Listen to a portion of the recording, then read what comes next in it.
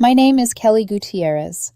I'm 31 years old, and for most of the last 2.5 years, I genuinely believed I was building a future with the man I loved. Lucas and I had lived together for the past 14 months in my apartment. The lease was in my name long before he ever moved in. That detail, as I would learn, mattered more than I realized. In the beginning, things were good, simple, soft.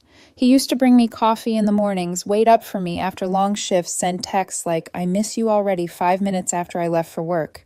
He made me feel chosen, wanted. But slowly, almost imperceptibly, affection turned into expectation. Expectation into entitlement. And entitlement into something darker, something quiet and sharp-edged that I kept trying to ignore. 8 months ago, Lucas quit his job. No discussion, no warning. One afternoon, he just walked through the door with this bright, reckless smile and said, "Babe, I'm finally doing it. I'm going all in on filmmaking. This is my passion. This is who I'm meant to be." I thought he had a plan, a portfolio, a client, something. He had nothing. No income, no schedule, not even motivation, really. In 8 months, he touched his camera maybe twice. Meanwhile, I covered everything: rent, utilities, groceries, car payments, even his phone bill. The deal was 3 months. Temporary support. But like most temporary disasters, the deadline came and went, swallowed by excuses and defensiveness. Whenever I asked gently if he'd applied for jobs, he'd stiffen and snap. "Why are you pressuring me?" "You don't respect my dreams." Respect. That was the word he loved to weaponize. By the time Tuesday rolled around, things had been tense for months. Not explosive, just a slow erosion of the parts of me that used to feel seen. Traffic was brutal. My workday had been 10 hours of putting out fires, and all I wanted was dinner and silence. Instead, I opened my front door to the sound of tearing tissue paper, and Lucas sitting on the couch, surrounded by glossy shopping bags, the expensive kind. Designer logos everywhere. Some I recognized from ads targeted at women with far more disposable income than I had. He lifted a camera stabilizer, one of those premium influencer tier rigs, and grinned like a kid. "Kelly, look. This is going to take my film work to the next level." It was the kind of equipment that cost more than half my rent. My voice was very careful when I asked, "How much was it?" He waved me off. "It was on sale. Relax." "How much?" He rolled his eyes, this slow, dismissive gesture that had become second nature to him. Like $450. But it was originally $700, so technically I saved us money. Us. That word snapped something in me. Not anger, not exactly. Just exhaustion. A kind of bone-deep weariness from carrying a man who refused to lift anything but his own ego. "You spent $450, I said slowly, "when you haven't contributed to rent in 8 months, when you're supposedly broke and job hunting." He scoffed. "I am job hunting, and I contribute in other ways. I clean. I cook. I do all the emotional labor. You ordered delivery 3 times this week on my card. The dishes have been in the sink for 4 days. And emotional labor." "You mean the nightly hour where I listen to you rant about your mother?" His expression shifted from irritation to something sharper, something calculating. He stood moved close enough that I smelled the wine on his breath. "You know what your problem is?" His finger hovered inches from my face. "You're controlling. You're selfish. You don't appreciate everything I've sacrificed for us." I blinked. "Sacrifice, Lucas? You quit your job without telling me." "For us, so I could pursue something real, something meaningful. And who's paying for this meaningful life?" He laughed, cold and humorless. "Look at you, acting like you're so righteous, so smart. You think you have everything figured out." I think I said quietly, "I'm tired." That was when it happened, the shift, the snap. His face rearranged into a mask I had never seen before. "Keep pushing me," he said, voice turning icy, deliberate, controlled. "Keep pushing me, and you'll regret what happens next." A chill swept over my skin. This wasn't anger. This wasn't heat-of-the-moment bluster. This was a threat. "Is that supposed to scare me?" I asked. "It's a promise," he whispered. "You have no idea what I'm capable of. One phone call, Kelly. One. And your whole life goes down. Your job, your reputation gone. I have evidence. Of things. Things your company wouldn't be happy to hear." "Evidence of what?" "Try me," he said. "Call my bluff." I looked at him. Really looked at him. The man I'd loved, lived with, fed, supported. And for the first time, I saw the truth. Lucas wasn't losing control. He'd simply stopped hiding who he really was. "Okay," I said softly. His eyebrows knit. "Okay, what?" "I'm calling your bluff. We're done. Pack your things." Shock, rage, calculating malice. His emotions spun like a wheel with no brakes. "You can't make me leave," he snapped. "I live here." "No, you don't. You're not on the lease. You don't get mail here. You told me yourself you kept your parents' address for security. Legally, you're a guest, and your time is up." "You'll regret this," he hissed. "You think you can just walk away? I'll ruin you." I grabbed a bag, laptop, charger, clothes, and headed for the door. He followed, voice cracking between sobs and fury. "You'll beg me to come back. You'll crawl." Maybe I said, but I doubt it. My hand closed around the doorknob. "I think," I added quietly, "you just showed me exactly who you are. And honestly, thank you. You saved me from wasting more time." Then I walked out. My hands were shaking as I drove to my friend's place. Adrenaline buzzed under my skin, but beneath it, something lighter. Something like relief. When my friend opened the door and asked, "Are you okay?" I realized the strange truth. I think I said, exhaling for what felt like the first time in months that I actually am. I stayed at my friend Daria's place for 4 days. She insisted I take the guest room, even though I kept telling her I didn't want to intrude. But she knew before I even said anything that I wasn't safe going home while Lucas was still in the apartment. The first night, I turned my phone on, silent. By morning, I had 27 missed calls and 14 voicemails. By the end of the second day, it was over 50. I refused to listen. I didn't want his voice in my head anymore, not until I felt steady enough to face whatever he'd said. On Sunday evening, after giving him more than enough time to pack and leave, I finally drove back to my apartment. The parking lot was quiet. Lucas's car wasn't there. For one brief, sweet second, I believed maybe he'd taken the high road. But when I unlocked the door, my stomach fell through the floor. The air hit me first, a sour mix of wine trash and something rotten. Then the silence. A kind of silence that only exists in places violence has already passed through. I stepped inside and felt the crunch under my shoes. My living room looked like someone had set off an emotional bomb. Couch cushions ripped open, stuffing everywhere. My coffee table flipped, one leg snapped clean off. Every dish in my kitchen smashed and scattered in a mosaic of broken edges. Yogurt pasta sauce, salad dressing, everything from the fridge smeared and splattered across the floor as if he'd thrown them like paint. But the worst part was my TV. A heavy object had been hurled through the screen with enough force to shatter it into a spiderweb of cracks, black edges bleeding toward the center. I still held the doorknob, fingers numb, as if some part of me refused to step fully into the destruction. Then I forced myself forward because I had to document everything. I pulled out my phone, hit record, and narrated with the same calm tone I used at work, the tone I used when I had no choice but to keep it together. This is Sunday, 6:47 p.m. I'm entering my apartment for the first time since Tuesday night. I gave my ex-boyfriend Lucas Reynolds until today to pack and leave. My voice shook on his name. I walked slowly through the living room. As you can see, the couch cushions have been cut open. The coffee table is broken. The television screen is shattered. Each step made the food-covered glass crack louder beneath me. The bedroom made my breath catch. Red wine was everywhere, splashed across the walls, soaked into the carpet, poured in thick, bleeding waves across my bed. Clothes from my closet had been yanked out, flung everywhere, several cuts straight through with scissors. My makeup bag was dumped in the toilet, but the bathroom mirror stopped me cold. Written in red lipstick. My red lipstick were the words, "You did this. Not we, not I, not even Kelly." Just a message meant to blame, taunt, confuse. I swallowed hard and kept recording. The primary bedroom has been vandalized extensively. Wine damage, property destruction, defacement. My own voice sounded distant, like someone else was narrating a documentary about a life that wasn't mine. I turned off the camera only when I reached the doorway again. I didn't sit down, couldn't. The whole apartment felt contaminated by him. I called the non-emergency police line with fingers that barely obeyed me. When the officer arrived, an older man, weary in the way people become after seeing too much, he took in the destruction with a quiet exhale. "Ex-boyfriend?" he asked. "Yes." "Break up when?" "Tuesday night. I've been staying with a friend. I haven't been here since." He nodded as he took photos. "He make any threats?" I hesitated. "He said he could ruin my life, that he had evidence. That one phone call would destroy my reputation." "Any of that in writing?" "No, but he left voicemails." His eyebrows lifted. "Voicemails? Yes, some of them. I think you need to hear." I played 3. The calm ones. The chilling ones. The one where he said, "Don't make me do this, Kelly. I'll tell people what you did, what you're really like. They'll believe me." The officer paused, the playback, jaw tightening. I'm going to put in my report that you've expressed concern about potential false accusations. That voicemail alone is significant. He looked at my broken TV, the slash closed the mirror.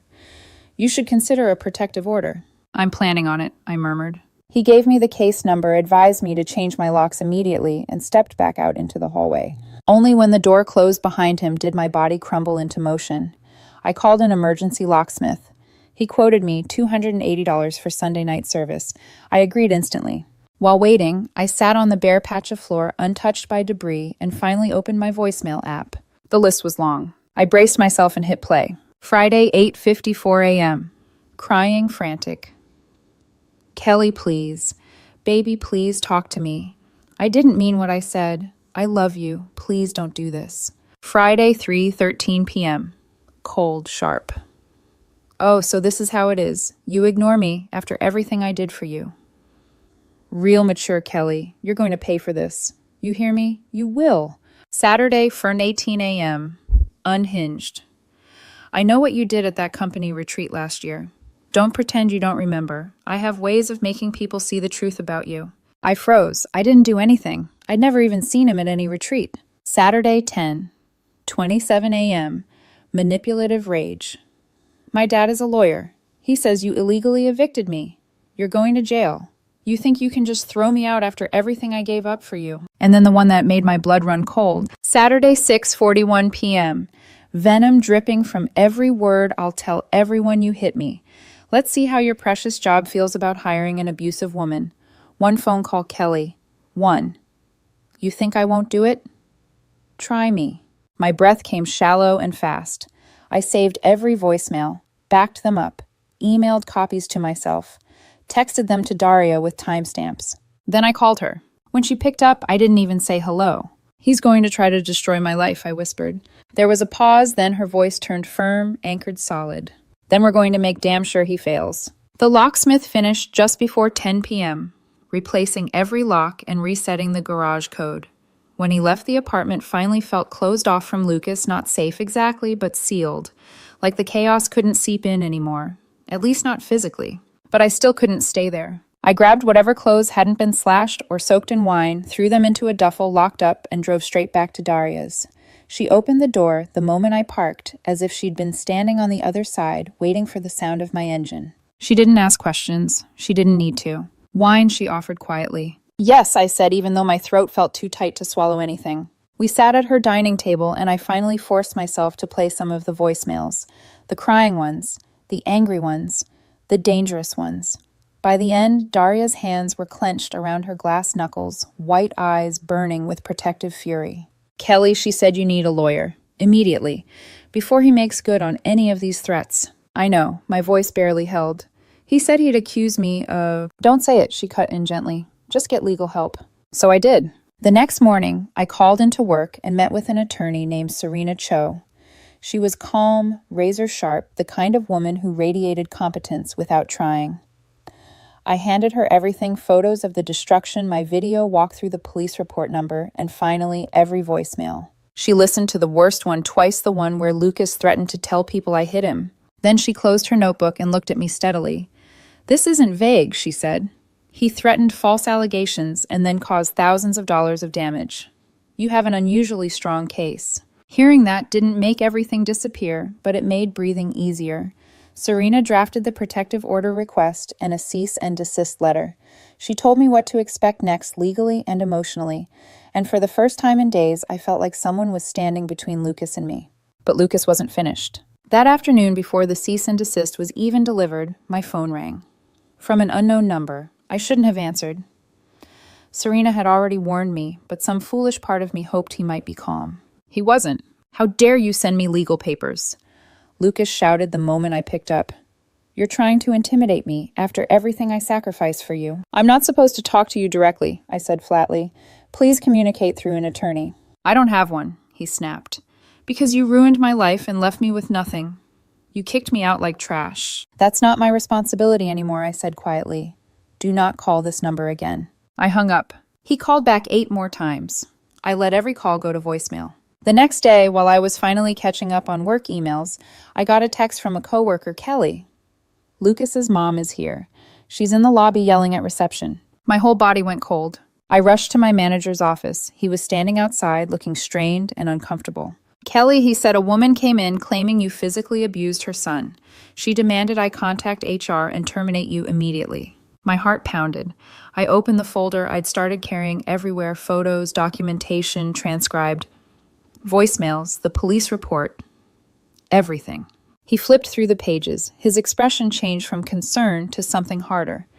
By the time he finished, he closed the folder and nodded once. "Stay here." I heard her voice rising in the lobby, shrill and cracked with anger, insisting that her son was the victim. Security got involved.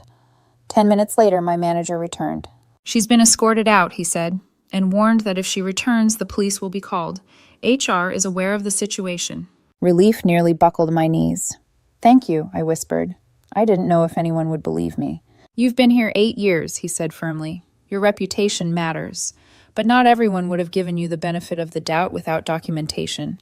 You did the right thing keeping records." I left his office shaking.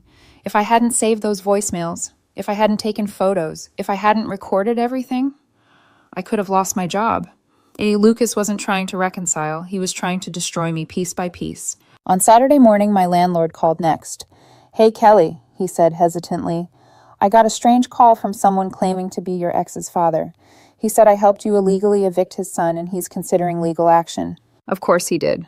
He was never on the lease, I said. Never paid rent. All his mail goes to his parents' house. Legally, he was a guest. That's what I figured. The landlord paused. He also said I should inspect the apartment for damages in case you caused them. A humorless laugh escaped me. Lucas destroyed over $3,000 worth of my property. I have the police report. "Send it to me," he said quickly. "If they contact me again, I'll handle it." So now it wasn't just Lucas, it was his entire family. 2 days later, Serena forwarded me a scanned letter handwritten by Lucas. 3 pages filled with accusations, demands, and emotional manipulation. He wanted $5,000 for emotional support during our relationship. He claimed the vandalism was self-defense. He insisted he had witnesses, and he threatened to press criminal charges unless I dropped my legal actions. It was unhinged. Serena's response was surgical and devastating, citing every voicemail, every piece of evidence, every factual contradiction. She warned him of the consequences of further harassment or false allegations, but he wrote back again, still refusing accountability, still doubling down, still insisting on a reality that never existed. The protective order hearing was set for the following week. 1 week until I'd have to face him again. 1 week until everything he'd done, all of the lies, all the threats, all the destruction would finally be put under the cold, bright light of a courtroom. I wasn't ready. But ready or not, it was happening. The week leading up to the hearing felt like standing on thin ice, every hour a fresh crack beneath my feet. I kept waiting for the next escalation, another phone call, another surprise at work, another attack through someone connected to him. But instead of Lucas, I heard from someone I never expected. It started with a text from an unknown number on Thursday night. "Hi, I'm sorry if this is weird. My name is Elise. I used to date Lucas." My stomach tightened. Another message followed. "I heard what's happening. I think you should know some things." Every instinct screamed to ignore it, but something about the name Elise tugged at a memory. Lucas had mentioned her once briefly in that dismissive way men talk about women they're trying to erase. Curiosity won. What things I typed. Seconds later, my phone rang. Her voice was cautious, shaken but clear. "Kelly, I'm not here to cause more problems. I recognize the pattern." She explained that 2 years before Lucas met me, he had done almost the exact same thing to her. The slow manipulation, the financial dependency, the threats when she tried to leave. She too had been told that he had evidence. She too had been threatened with false accusations. She too had been harassed afterward, but she didn't have the documentation I had. "I didn't know how bad it had gotten," Elise said quietly. "But when I heard from someone that he was saying you ruined his life, I recognized the language. I thought you should know you're not the first." The call lasted 20 minutes, but it felt like an entire chapter of the story snapping into place. When we hung up, I sat frozen on Daria's couch, the weight of everything Lucas had done settling in my bones. He hadn't just lost control. This was a pattern, a script he recycled, a tactic he perfected. And now he was turning it on me. When I told Serena about Elise the next morning, she nodded gravely. "It fits with everything we've seen." But unless Elise is willing to testify, and if the judge allows it, because prior acts aren't always admissible, our focus stays on your evidence. I understood. It was frustrating, but I understood. Still knowing I wasn't alone helped. Not because misery loves company, but because it proved I wasn't imagining any of this. The day before the hearing, Lucas sent another handwritten note this time, left in my building's mailbox. Serena said not to open it, so I didn't.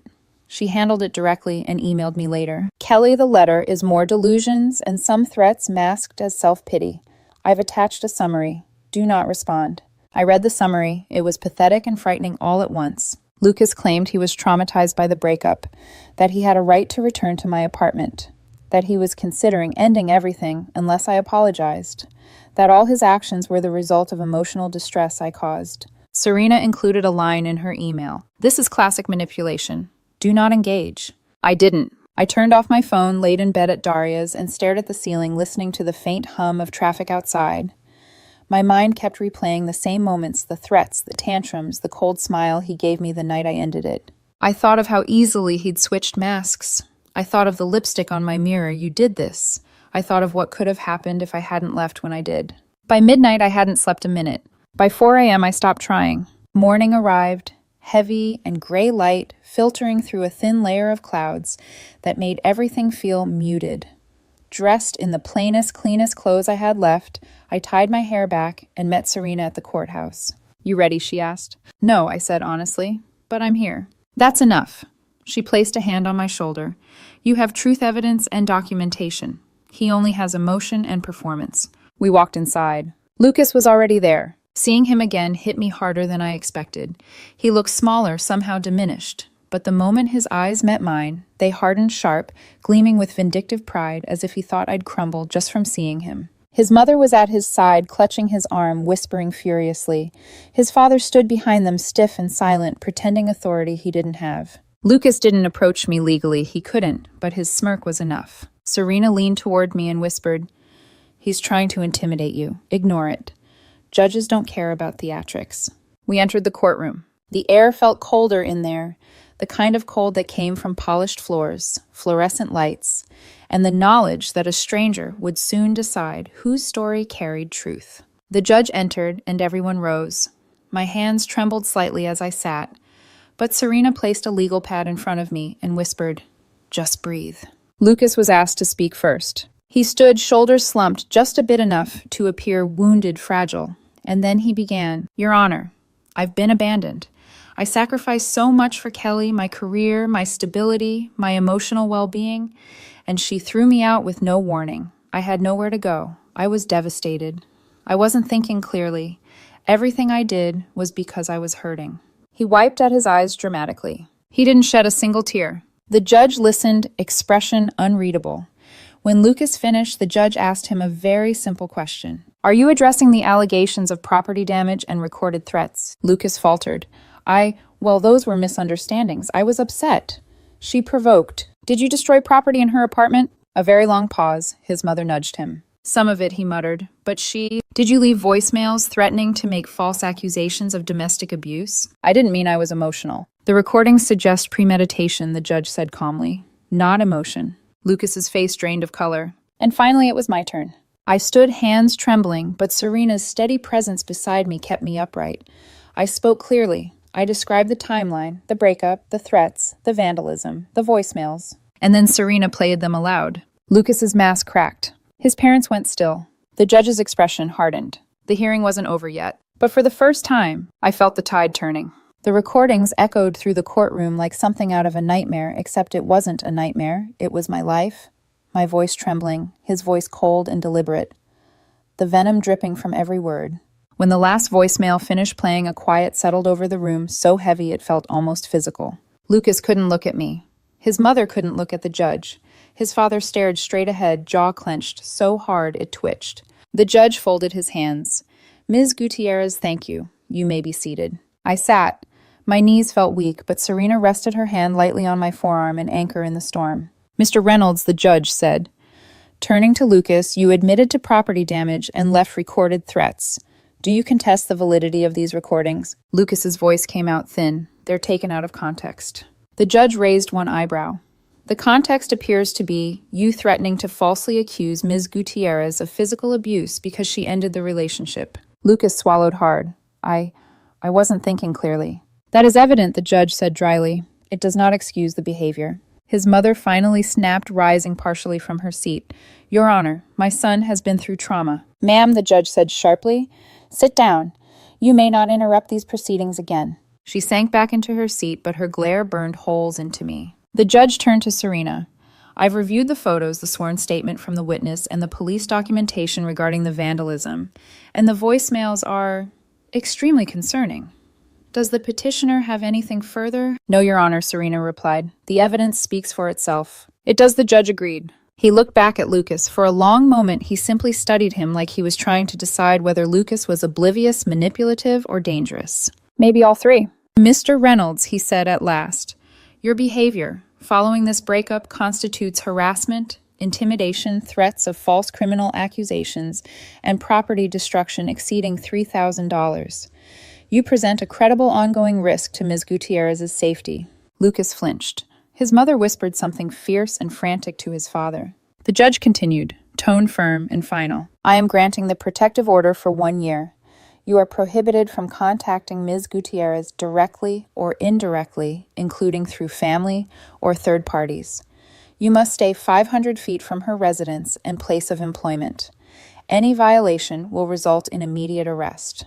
Lucas's shoulders caved in. His mother gasped a theatrical, outraged, breathy sound. But the judge wasn't done. Additionally, he added, based on the evidence presented, particularly the respondent's own admission of damage and the documented cost exceeding the felony threshold, I am forwarding this case to the district attorney's office for review of potential felony vandalism charges. The room went still. Lucas's face drained of all color. His mouth opened, then closed again. For felony, he stammered. You can't, it was just property. Over $3,000, the judge corrected, and on video. His mother lurched to her feet again, voice cracking with rage. This is unfair. She manipulated the system. She provoked him. My son is the victim here. The bailiff stepped forward. Ma'am, you need to calm down. No, she screeched, pointing at me. She's the abuser. She ruined his life. Ma'am, the judge said sharply, leave the courtroom or you will be removed. Her father pulled her back down by the arm, hissing something under his breath. Her face was splotchy with fury. She looked like she wanted to claw her way across the room. I kept my eyes focused on the table in front of me. Not out of shame, out of discipline. This wasn't the moment to react. When the proceedings formally ended, Serena gathered our documents and whispered, You did well. Let's go. We stepped out into the hallway, but Lucas and his parents were already there. They must have rushed out first, waiting to corner me. His mother lunged forward before the bailiff could catch up. I hope you're happy, she spat. You've destroyed him. Do you understand that he has no job, no home, no money, and now maybe a felony record? You did this to him. I met her eyes calmly. No, he did this to himself. You should have been understanding, she hissed. Women lash out when they're hurt. You should have been patient. Understanding doesn't mean letting someone abuse me, I said, voice steady. If your idea of parenting is teaching your son that women should never face consequences, then maybe that's why we're here. She went silent, stunned. Lucas stared at me like he didn't recognize me, or maybe like he finally saw the version of me he could never control. His father muttered, Karma will come for you before dragging his wife away. When they were gone, Serena exhaled. They'll cool off. People like that burn hot and fast. I'm not afraid of them, I said. It was true. For the first time since the breakup, the fear wasn't the loudest thing inside me. Walking out of the courthouse, I felt something I hadn't felt in months. Unshaken. Solid. Whole. And maybe just maybe free. A month passed after the hearing, though it felt more like a year compressed into 4 long, uneven weeks. Everything slowed down in strange ways. My mornings felt quieter, my evenings felt longer, and for the first time in months, the silence around me didn't feel dangerous. It felt like mine again. 3 weeks after the protective order was granted, I got a call from Serena. Kelly, she said the district attorney decided to file charges. Felony vandalism was on the table. But due to your ex's lack of prior convictions, they're offering him a plea deal. My stomach tightened. What kind of deal? Misdemeanor property damage, 18 months probation, mandatory restitution of $1,500. If he violates the protective order during probation, the original felony charge will be reinstated. I let out a slow breath, not relief exactly, but something close. Will he accept it? I asked. He already did, she said.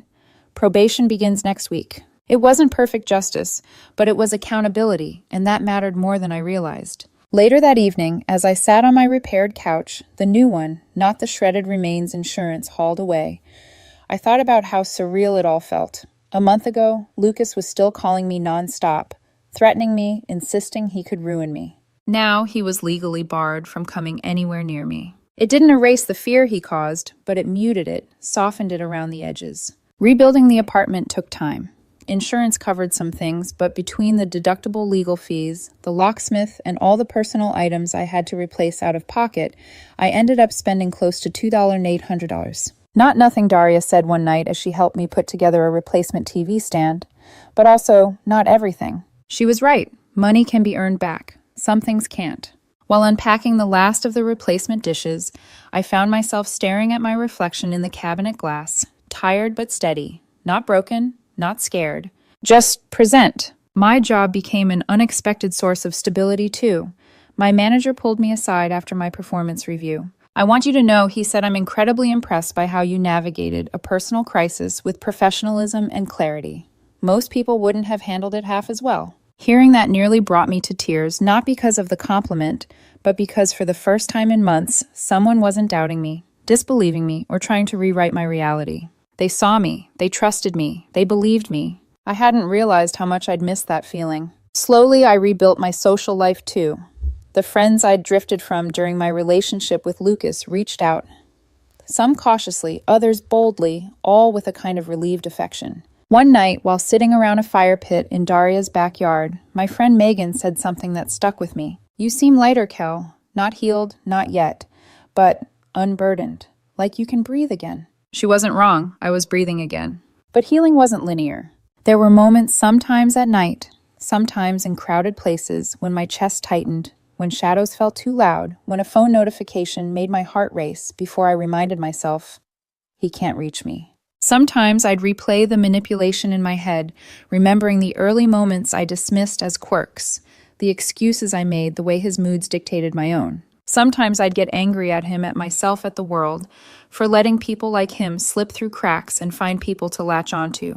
That's why I started therapy. Not because I was broken, but because being threatened with false accusations, having your home destroyed, and becoming someone's emotional hostage leaves marks you don't always see right away. My therapist told me something during our second session that hit me hard. Abuse doesn't always start with violence. Sometimes it starts with excuses. And the person making the excuses is usually you. It was like she held a mirror up to the past 2 years of my life. I forgave myself for not seeing it sooner. And I learned to understand the difference between normal conflict and emotional corrosion, the kind that eats away at who you are, one tiny compromise at a time. Dating wasn't on my mind. Not for now. Maybe not for a long time. It's okay to wait, my therapist said. It's okay to trust yourself again before trusting anyone else. So I waited. I'm still waiting. And honestly, I'm not in a rush. My life finally feels like my own again. No threats hanging over me. No man using love as leverage. No walking on eggshells in my own home. Just quiet, just peace, just me. A few nights ago, Daria and I sat on the couch eating ice cream straight from the carton when she suddenly asked, "When did you know it was really over?" I didn't even have to think. The moment he said, "Keep pushing me and you'll regret what happens next." That was the moment he told me exactly who he was. Daria nodded. And you listened. I did, I said, finally. That threat, the one he used to try to control me, became the moment I woke up. And every escalation that followed only confirmed what I had refused to admit for months. Lucas didn't want to part